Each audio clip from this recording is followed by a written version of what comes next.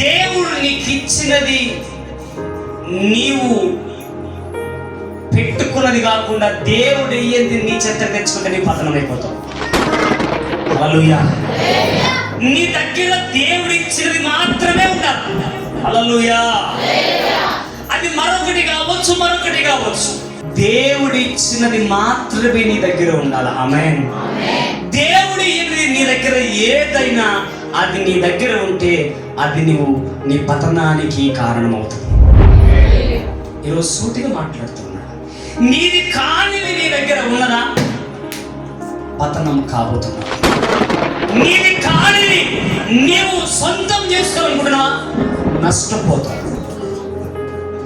నీది కానిది నువ్వు సాధించుకోవాలనుకుంటున్నావా, సమస్యలు పడిపోతావు. దేవుడు నీకిచ్చినది దాన్ని కాపాడుకో. దానిలో నిన్ను అత్యధికంగా ఆశీర్వదించబోతున్నాడు.